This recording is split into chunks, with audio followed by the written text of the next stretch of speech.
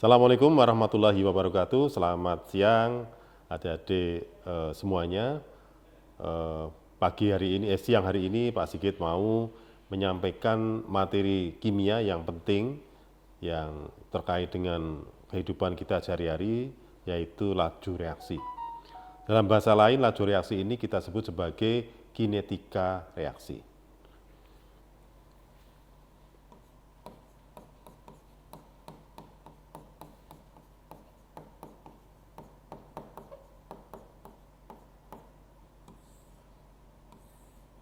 Ya, seperti adik-adik ketahui bersama bahwa reaksi itu ada yang cepat, ada reaksi yang sangat cepat, ada reaksi yang lambat, ada reaksi yang sangat lambat. Adik-adik mesti sudah tahu kalau mendengar bom, ya toh. Bom itu termasuk reaksi kimia yang sangat-sangat cepat. Kemudian lagi misalnya contoh lain adalah pembakaran pada mesin bensin atau solar. Itu juga reaksi yang menimbulkan ledakan karena kita dapat mendengarkan suaranya ketika motor atau mobil yang lewat, kemudian suaranya keluar lewat knalpot. Suara knalpot itu sebenarnya adalah suara ledakan di dalam mesin. Nah, reaksinya cepat. Ada juga reaksi yang sangat lambat, perlu waktu berpuluh-puluh tahun untuk dapat terjadi, misalnya pada kasus misalnya memutihnya rambut. Yang agak lambat menguningnya daun. Yang agak cepat sedikit proses pembentukan tape dari misalnya singkong ataupun dari ketan, ya. Itu termasuk yang sedang. Jadi di situ ada reaksi yang sangat cepat, ada reaksi lambat, ada reaksi yang sangat lambat. Kenapa kok bisa ada reaksi yang demikian? Nah, sekarang kita masuk ke pengenalan lebih lanjut bahwa ada dua faktor yang mengendalikan suatu reaksi, yaitu yang pertama faktor kinetika dan yang kedua adalah faktor termodinamika. Faktor termodinamika.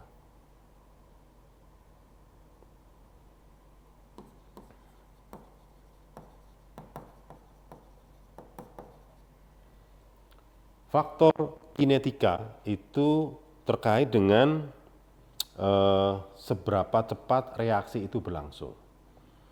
Anda misalnya pergi dari Semarang ke Jakarta, itu kan kamu bisa pakai kereta api 6 jam, bisa pakai pesawat 1 jam kurang, bisa pakai sepeda mungkin 2 hari baru sampai.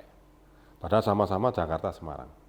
Berbedanya pada waktu yang ditempuh. Ya, nah, kaitan faktor waktu yang ditempuh tadi itu adalah yang kita sebut sebagai faktor kinetika. Seberapa cepat reaksi itu berlangsung. Gitu ya. Kemudian yang kedua adalah faktor termodinamika. Faktor termodinamika berbeda dengan kinetika. Faktor termodinamika itu terkait dengan energi. Apakah suatu reaksi itu berlangsung apa tidak. Contoh, alkohol dibiarkan terbuka di udara. Padahal di udara ada oksigen, tidak ngapa-ngapain. Bensin dibiarkan di udara, juga tidak ngapa-ngapain. Tapi begitu ada api yang dekat dengan mereka berdua, maka bensin dan alkohol seketika akan terbakar.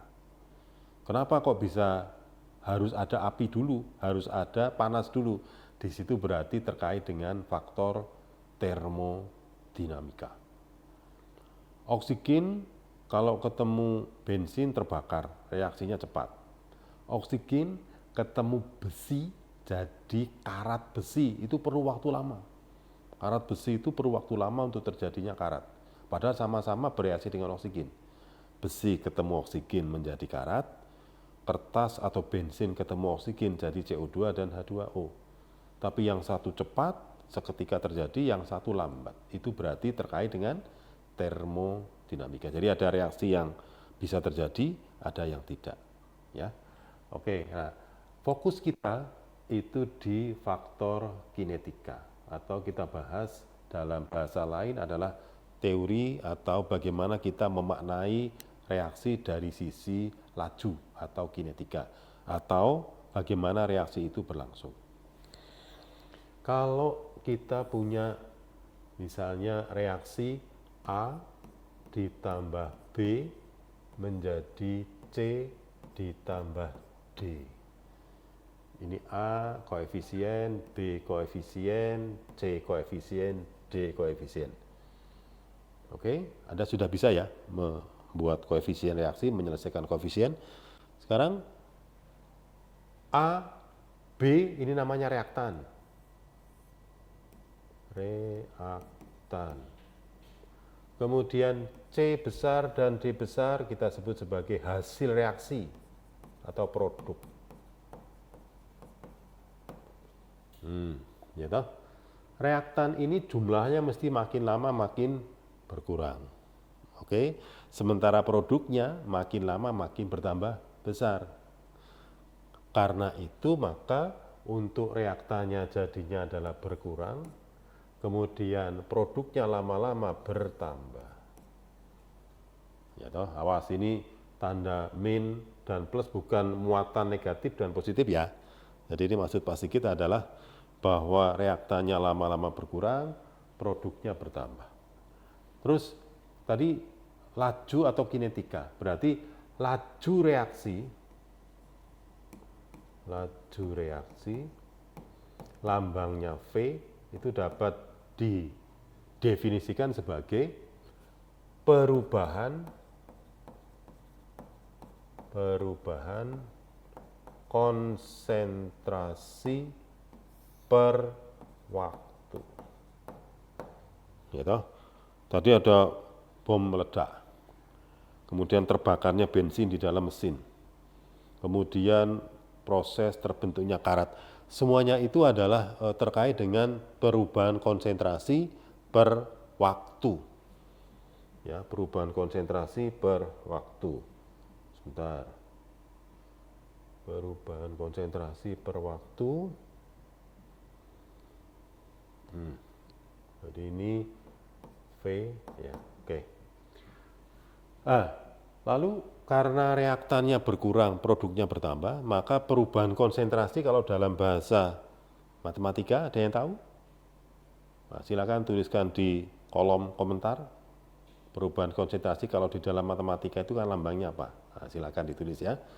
Nah, bagi Anda yang sudah mengenal pasti tahu perubahan itu pakai diferensial. Jadi ini dapat ditulis dengan dA per dt. Boleh juga ditulis sebagai dB per dt. Boleh juga ditulis dengan bentuk lain dC per dt ataupun dD per dt, gitu ya. Jadi kamu boleh menuliskan dalam bentuk perubahannya dalam diferensial. Nah, kok nyambung dengan matematika, Pak? Iya, kimia itu bahan, matematika itu alat, fisika itu bahan, pisaunya matematika. Jadi matematika itu kita pakai dalam kimia maupun bidang studi yang lain. Sekarang kembali ke sini, Anda bisa lihat bahwa reaktannya berkurang. Ini berarti berkurang nih. Ini juga berkurang. Ini juga, kalau yang produk itu bertambah. Nah, gitu ya. Oke. Sekarang bagaimana kok itu ada koefisien A, B, C kecil dan D kecil terkait dengan koefisien tadi? Maka V itu kalau dihubungkan terhadap B, ini dapat ditulis min seper koefisien A. Di sini berarti, ini saya geser dulu supaya agak ke kiri. Nah, ini agak kiri. Tak tulis ulang ya. Tak tulis ulang, oke. Tak tulis lagi, ini sama dengan min seper per B, D B per DT gitu ya. Jadi antara A dan B itu min seper koefisiennya. Kemudian untuk yang C, karena dia bertambah, maka bisa dituliskan seper C. Ya, seper C, maaf. Kita hapus dulu. Nah, ini kita hapus dulu. Saya ulang, ini berarti plus seper C dC per dt. Awas, di sini C kecil itu koefisien, C besar adalah konsentrasi. Yang ini juga demikian, jadi nanti ini plus seper D, D konsentrasi D per dt. Nah, jadi Anda bisa lihat, ini min, itu artinya adalah bahwa A dan B-nya jumlahnya berkurang. Sementara plus berarti jumlahnya bertambah. Oke, sampai di situ mungkin ada pertanyaan? Silakan, kalau tidak ada pasti kita lanjutkan ya, supaya tuntas dulu, nanti mungkin pertanyaan bisa dituliskan di kolom komentar ya, nanti akan pasti kita jawab setelah selesai pembelajaran ini. Baik, kita lanjutkan. Sekarang kita lihat di sini. Ini berkurangnya A persatuan waktu atau bertambahnya C dan D persatuan waktu. Artinya kalau kita gambarkan,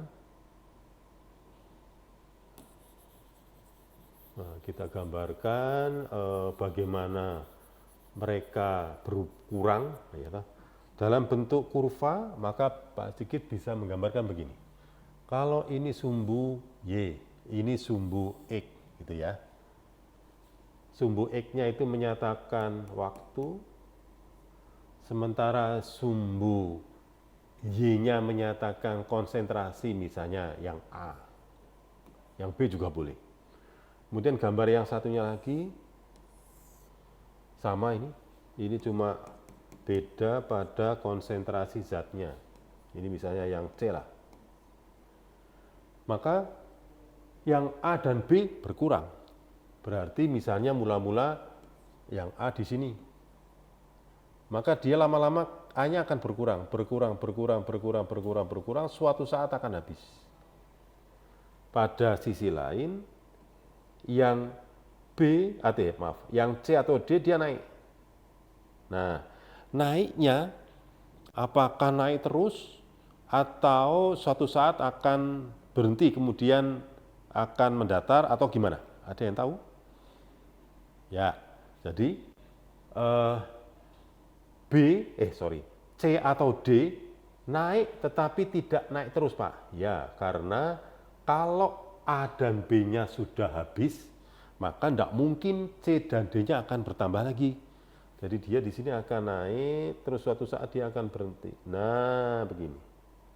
Ya toh, jadi ini kalau kita lihat di sini bahwa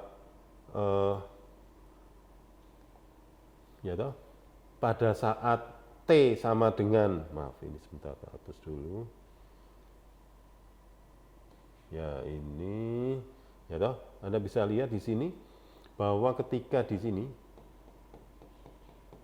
nah pada saat T yang ini, nah itu kurvanya mulai mendatar, berarti pada saat itulah di T di sini, itu waktu di mana, ya toh, ini kalau saya gambarkan, dari kita hapus dulu.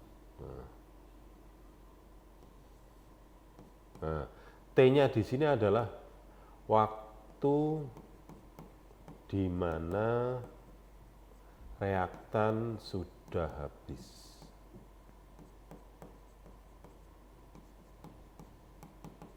Nah, jadi ketika sudah habis, maka kurva C-nya tidak naik terus, tapi dia akan datar. Gitu ya. Oke, sementara yang A berkurang, dia akan habis, suatu saat akan habis ya. Bisa habis, bisa tidak, tergantung di antara dua zat itu. Kan bisa dua-duanya habis, bisa A-nya yang habis, B-nya belum, bisa B-nya yang habis, A-nya belum, atau dua-duanya habis. Nah, ini yang Pak Sigit gambarkan adalah ketika A-nya lama-lama berkurang, suatu saat akan habis. Gitu ya. Nah, itu kalau digambarkan dengan kurva. Sekarang kembali ke laju ini. Laju itu, ini saya tuliskan laju. Nah, laju itu ada yang kita sebut sebagai laju sesaat dan ada laju rata-rata. Nah, apa bedanya? Laju sesaat adalah laju di mana waktu reaksinya kita tentukan semau kita. Semau kita. Misalnya, ini ada T yang ke-5, ini ada T yang ke-10, T yang ke-15, T yang ke-20, ini ada T ke-25, gitu ya. Kalau ini kita naikkan ke sumbu Y sejajar, nah, kita dapatkan ini titik. Kita naikkan ke sumbu Y, ini kita dapatkan titik, naik sampai ke grafik, naik sampai ke grafik. Nah, ini adalah V masing-masing, jadi ini V1, V2, V3, V4, dan seterusnya. V masing-masing ini yang kita sebut sebagai V sesaat.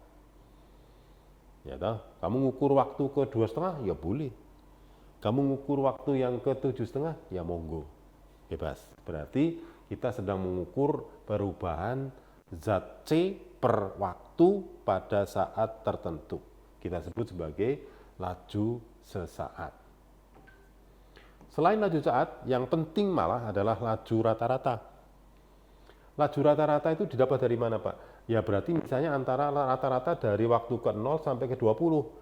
Berarti kamu tinggal menjumlahkan V1, V2, V3, V4 di jumlah berapa dibagi 20. Maka akan kita peroleh laju rata-rata. Ya toh? Nah, di antara dua laju ini mana yang penting, Pak? Yang penting adalah laju rata-rata. Karena biasanya orang itu akan mengukur laju reaksi itu ya laju rata-rata. Kalau Anda pergi dari Semarang ke Jogja, ya toh, 120 kilo ditempuh dalam waktu 2 jam. Berarti kan rata-rata waktunya apa? Kan Anda pernah belajar fisika, ya toh, V sama dengan jarak dibagi, ya toh, maaf, jarak dibagi,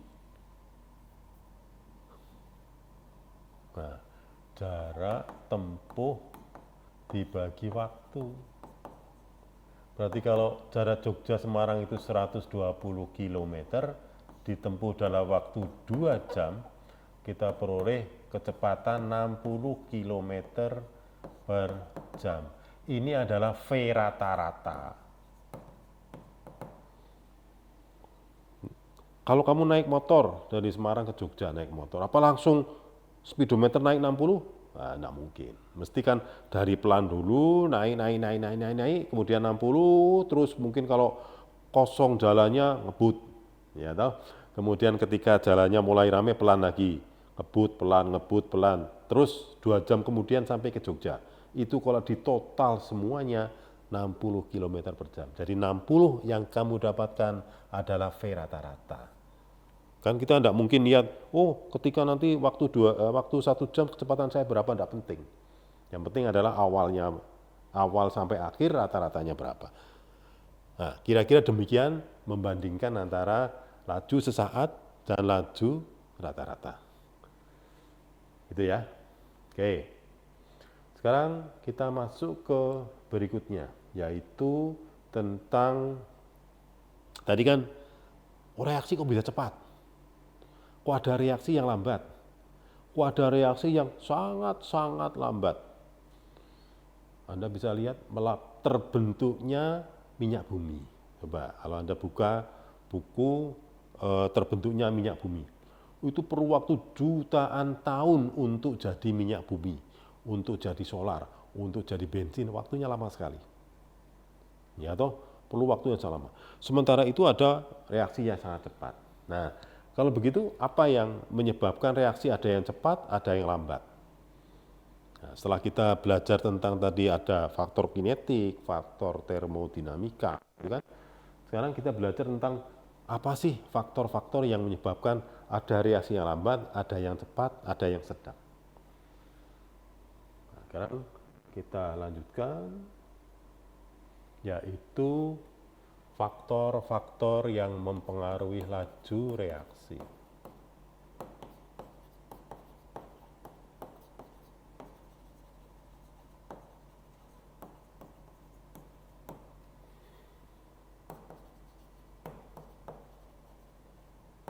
Nah, yang pertama adalah konsentrasi. Apa itu konsentrasi? Ada yang tahu? Ayo, silakan nulis di komentar. Konsentrasi itu apa? Kalau Anda buka buku, maka konsentrasi adalah jumlah zat atau jumlah partikel per volume. Gitu. Konsentrasi. Konsentrasi kalau kita kaitkan dengan laju reaksi, Anda bisa melihat misalnya begini. Anda punya alkohol 70%, 90% dan 20%.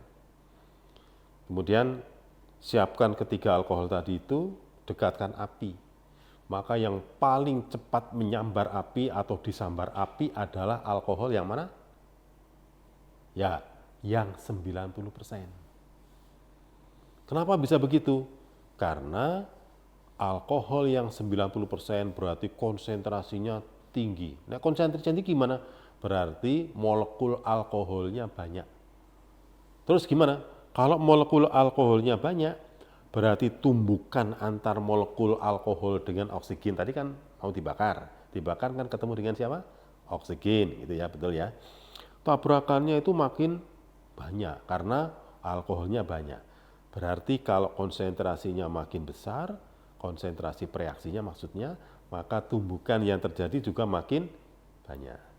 Kesimpulannya, konsentrasi makin besar atau makin besar konsentrasi zat, maka makin besar laju reaksi. Nah, pertanyaannya kenapa seperti itu? Karena alasannya makin besar konsentrasi zat, maka tumbukan. Nah, itu ya. Jadi fokuskan ke tumbukan. Tumbukan antar partikel reaktan makin banyak. Kalau tumbukannya makin banyak, maka kans atau kemungkinan terjadinya reaksi itu makin besar. Yang pertama. Jadi kalau kita bandingkan alkohol 90%, 70%, 20%, maka yang cepat terbakar adalah yang 90%. Oke. Yang kedua adalah temperatur atau di sini tak tulis suhu. Anda sudah pasti tahu bahwa suhu itu mempengaruhi zat. Ya toh. Kalau Anda lihat di peternakan ayam itu yang paling gampang ya. Ketika suhunya dingin, ayam itu mesti akan nyari lampu yang hangat. Ya toh. Tapi ketika dipanaskan terus, lampunya dinaikkan wattnya dari 25, 75, 100, 200, 300, maka si ayam akan menjauh. Kenapa? Kepanasan. Ya toh. Terus hubungannya dengan reaksi apa, Pak? Kalau suhu dinaikkan, maka kecepatan partikel zat juga makin besar. Kecepatan besar. Nah, kecepatan besar gimana? Kalau kecepatan partikel itu makin besar, maka kalau dia tumbukannya makin frontal, makin besar efek yang dirasakan. Efek yang dirasakan di situ terkait dengan laju. Jadi kalau dinaikkan suhunya, kecepatannya tambah besar, tumbukannya makin efektif sehingga produknya terbentuk makin cepat. Jadi kalau di sini kita tuliskan makin besar atau di sini makin tinggi suhu reaksi,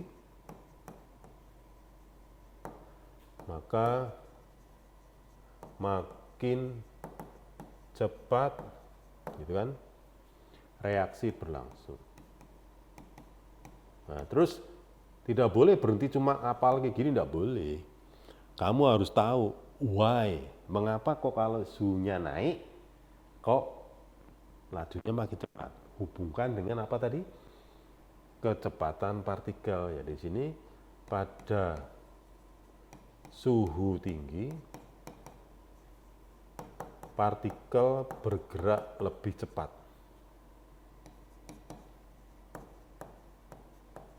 Bergerak lebih cepat sehingga tumbukan antar partikel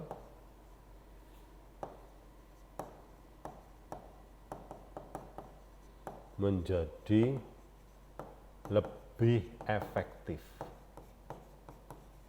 Efektif itu artinya tumbukannya bisa menghasilkan produk yang cepat dan banyak. Itu ya. Jadi ada dua kondisi, dua faktor yang di sini sudah Pak Sigit sampaikan yang mempengaruhi laju, konsentrasi dan suhu. Oke. Ada 4 faktor sebenarnya yang mau Pak Sigit sampaikan, tetapi untuk pertemuan kali ini yang Pak Sigit sampaikan baru 2, konsentrasi sama apa tadi? Suhu. Yang 2 faktor lain yaitu luas permukaan sama katalis nanti akan kita bicarakan pada pertemuan yang akan datang. Mungkin sekian, kalau ada komentar, ada pertanyaan silakan dituliskan di kolom komentar ya toh, ditanyakan nanti akan Pak Sigit jawab. Demikian untuk pertemuan pada siang hari ini. Terima kasih atas atensinya dan Pak Sigit akhiri. Assalamualaikum warahmatullahi wabarakatuh.